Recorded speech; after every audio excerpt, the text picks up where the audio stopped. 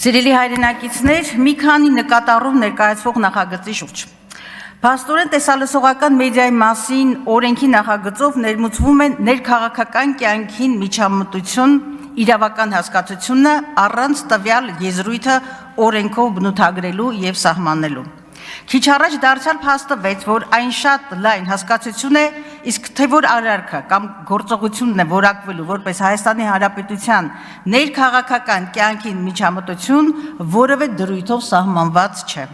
Նախագծի մի շարք հոդվածներով սահմանվում են պարտականություններ, անգամ տուգանք է սահմանված տվյալ արարքի համար նվազագույն աշխատավարձի 500 պատիկի չափով։ Հարց. Ինչպես եք սահմանում պարտականություն առանց տվյալ իրավական վիճակի բովանդակային բացահայտման։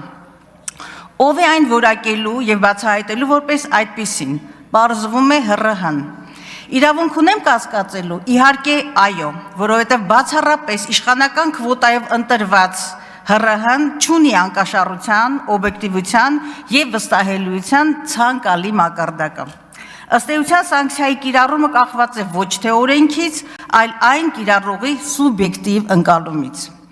Իրավական որոշակիության ապահովման տեսանկյունից օրենսդրության մեջ օգտագործվող հասկացությունները պետք է լինեն հստակ, որոշակի եւ չհանգեցնեն տարաբնույթ մեկնաբանությունների կամ շփոթության։ Սա տարրական իրավական այսպես պահանջ է։ Ուրեմն սա ոչ թե կարգավորող, այլ պատժիչ գործողություն է,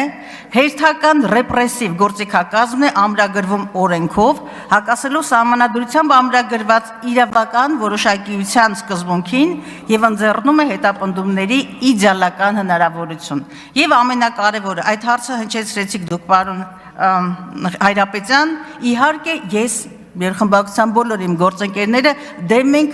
մեր ներքին գործերին արտաքին միջամտությանը, բայց այս ամենը պիտի ամրագրված լինի, բացահայտված լինի, սահմանված լինի օրենքով եւ ոչ թե կամայականության դաշտով։